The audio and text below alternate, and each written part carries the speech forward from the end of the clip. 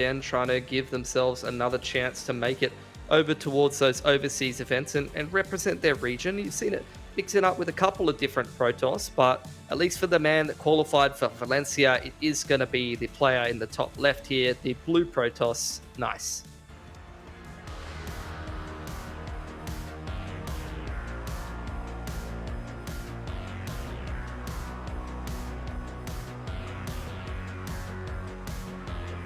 His opponent in the bottom right, famous for his warp prism control. It is, of course, the red Protoss, ButAlways.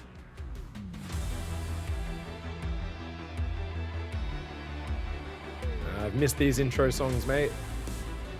Definitely getting some good music choices, and you know, I never used to think about it, especially as like a a plebeian who might have played like a couple of different games competitively, but never thought about like the production aspect of the broadcast. Music definitely makes a big difference. It's obviously like a bigger, I feel like even a bigger thing in StarCraft, like watching a lot of those GSL broadcasts where they just have like those epic like music choices and stuff Yes. like that, and then like change up the theme every season. I mean, those songs get stuck in your head, man. 100%. They get wedged in the brain. Yeah. Well, we got some pretty good intro music for these players. Gonna get these, pardon me, the double gate opening, and we'll see what units they want to open with. Here's a pylon out on the map for ButAlways, so we'll see if your theory is correct, and he's just going to try to throw something at the wall and see if it's his time for his, what's the word for it? Is it bi-yearly win? Is that the correct terminology? Yeah, I guess so. Yeah, if it's every 2 years, it's bi-yearly. Wait, wouldn't bi-yearly be twice in a year? I don't know. Yeah, that would be. I don't know what the right terminology is. I don't know. I'm terrible with that stuff. But Proxy Robo, he's doing it. His Cybercore was about 2 seconds faster than Nice, so I could already tell his attention was really on the details of getting things started on time. Nice checks behind his own main base. He's looking for that proxy that I was talking about. He's like, you better not be proxying me. So he checks the back and he finds the proxy at the same time at the front. Well done, Nice. So he knows what's coming. It's 3-gate Robo. ButAlways, I'm telling you, he did this build every single game and won Oceania. It was insane. It was one of the craziest things I've ever seen. And he just is so good with the micro. You've really got to respect it. Nice instantly drops the third gateway. He's just going to try and defend with his own mass stalker. Yep, gets a nice little angle on that first stalker as well. So I think he's going to be able to keep this proxy safe for the time being. Good focus fire on the stalker in the back line, and he's a little bit ahead in terms of the shields. So definitely going to get himself that, start chronoing himself out that immortal. Oh, Nice is going to try to run way too late for that. And that is going to be an extra kill. His stalker will regenerate the shields if he can keep it alive for a little bit longer. Should definitely keep it back, ButAlways, but he's got 2 more stalkers. And the high ground, he's winning this fight really hard. Yeah, the high ground both times, just allowing him to get that extra chip damage off. So now he's going to push Nice back. He's got a tiny little stalker lead, and he's starting to work on that immortal now. He tries to wall him outside of his own base so that he can't retreat. That is a ridiculous maneuver. Oh my gosh. But luckily for Nice, 2 more stalkers come out. Should be okay. That also provides high ground vision potentially here. That's another good pick-off. Yeah, stalker for a stalker. The immortal coming in. It's not here yet, though. This might be an overextension for ButAlways. I think it is. Gonna lose a handful of those stalkers. Definitely don't want to give too many of those volleys off to Nice, because that immortal can't run away fast enough. But out comes the prism, which kind of changes the game, because the robo timing way quicker here for ButAlways, and Nice gonna try to lean back and try to have the safety of that battery. But I say that, look at him getting active with those stalkers out on the map. Very ballsy maneuver, thinking about doing some damage and then recalling home, or maybe going around and depowering the Robo. Both fantastic ways to get some damage done. Utilizing that recall could be a great way to deal with this Immortal. His own Warp Prism is on the way, but it's not there yet.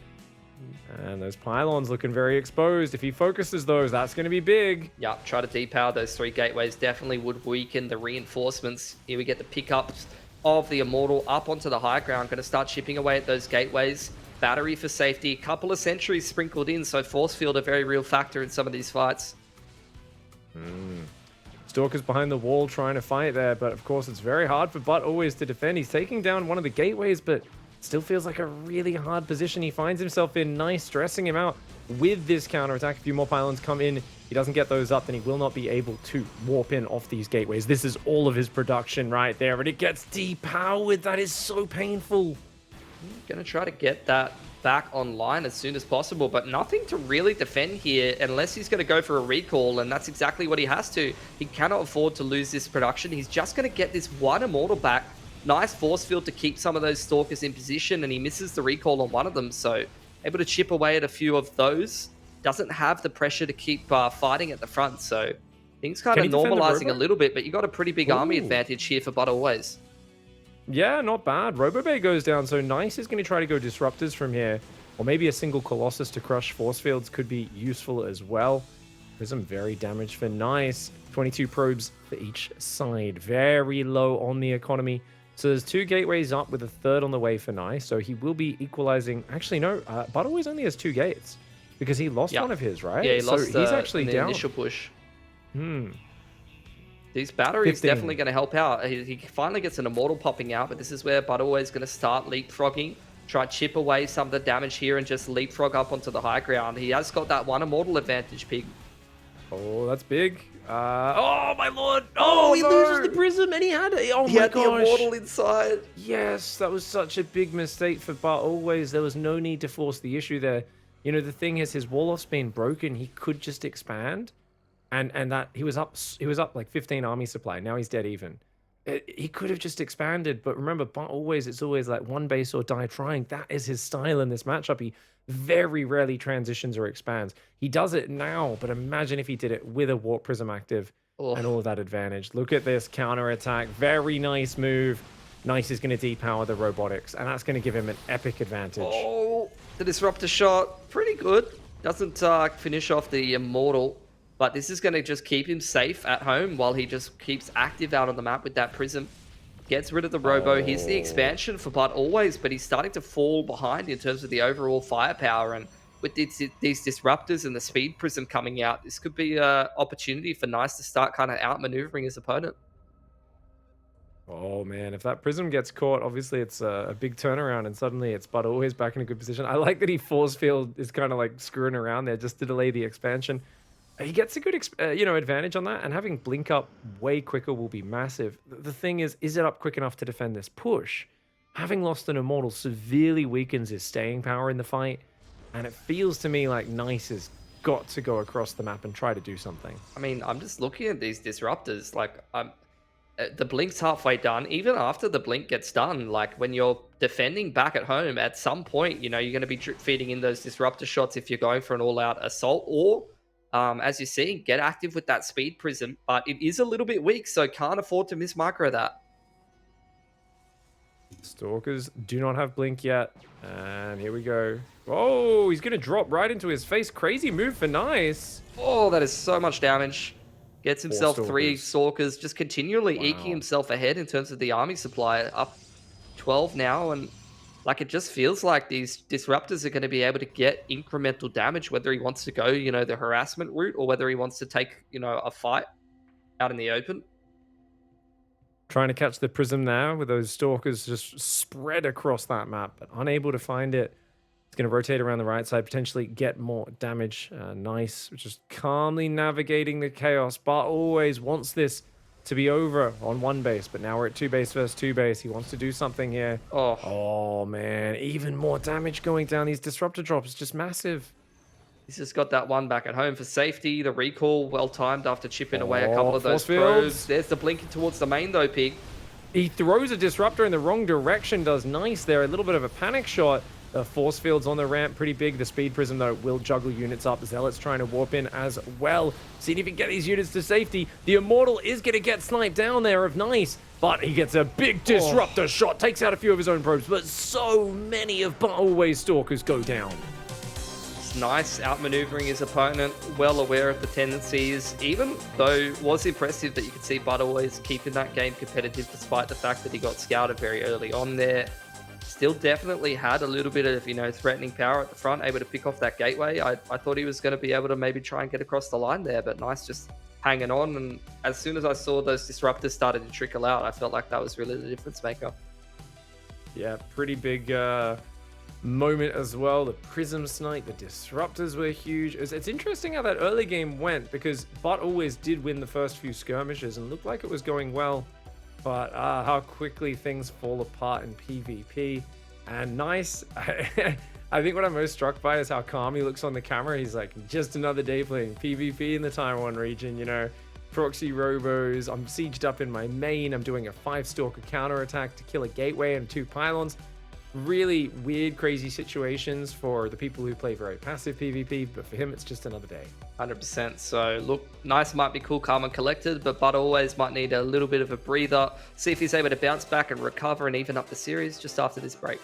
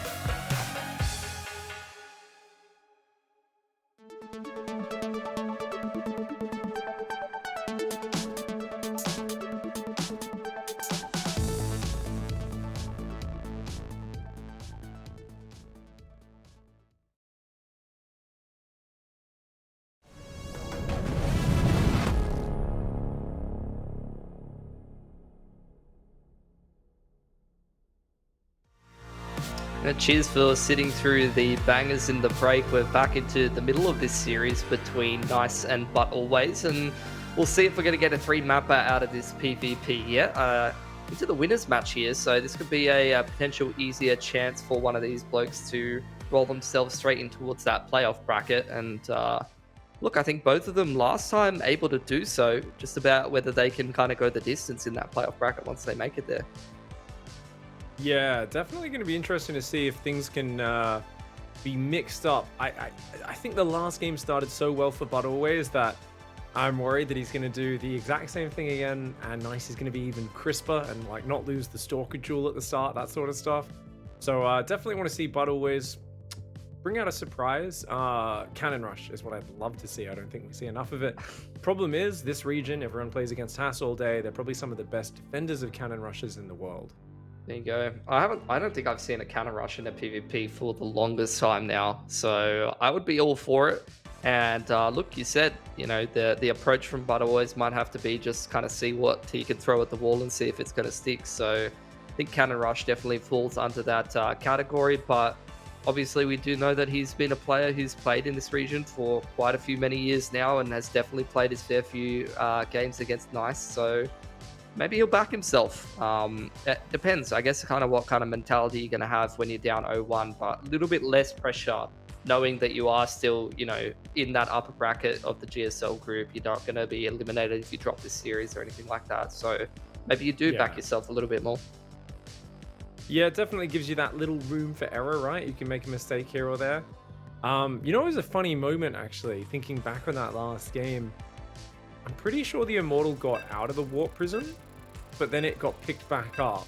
Oh, really? And it died. Yeah, because I remember being really shocked at that moment. I was like, oh, he gets the Prism out in time, the Immortal out. And then I was like, well, where'd it go? And I was like, oh, he dropped it and then like misclicked it and picked it up as it died. It's like, it's so unfortunate because one more Immortal, I think, does change everything in that last game. But that's it, mate. Whenever you do drop into a base there, you got to make sure you get out early. Those Stalkers have good range. ButAlways, though, he went back to his classic build order, his favorite, his best build order, the 3-gate Robo. He did proxy the Robo, though, so it was a little different to the old way where he'd always just hide the Robo and 3rd gateway inside his main base. We're going to see exactly what he brings out in map number 2. As I personally am hoping we get to map 3 and see Data C, because that is going to be the map that encourages the most macro-centric play, and ButAlways always does weird macro.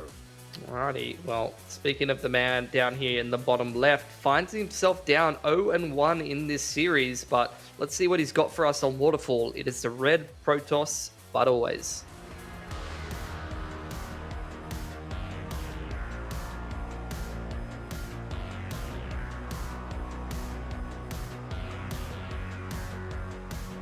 His opponent, the champion of the region, one of the absolute greatest players to ever come out of Taiwan, in the top right, representing Good Game Gamers. It's Nice.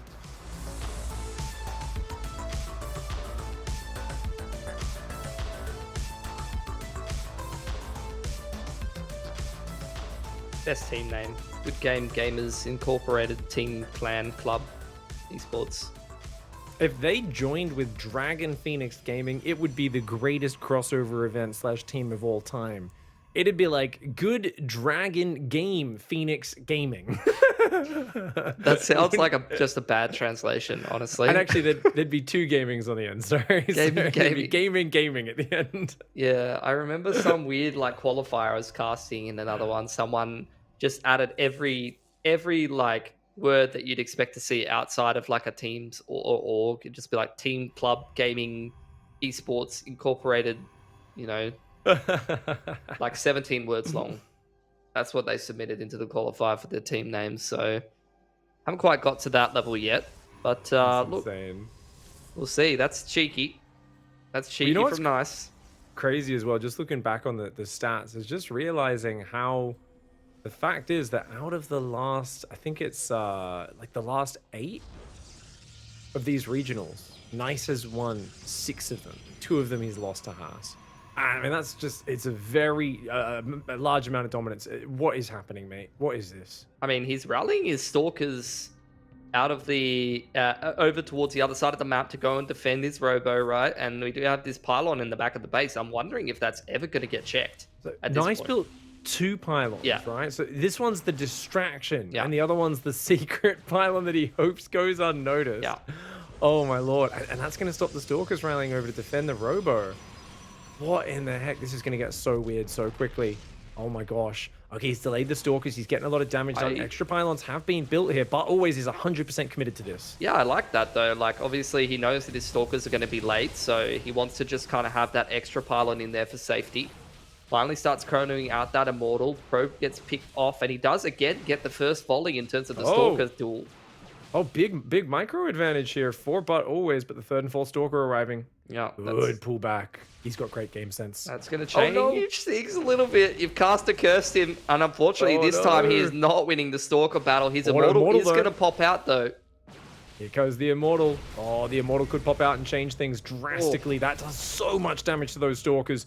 And it goes back in ButAlways' favor. The Stargate is not ready yet. I think Nice may have overplayed his hand. Wait, he's warping into Adepts in the main, though. Oh, three Adepts. This is a crazy move. Oh, this is just balls to the wall here. We'll see how much economic damage he's able to get. Those Stalkers just left the base. The Warp Gate just finished up. He wants to finish that Shade for the most part before he zooms into the mineral line there. Did you get the warp? And he just walked the Stalker in the middle of the map. He just walked the Stalker in the middle of the map. He maybe, yeah. Oh my god, this is a disaster.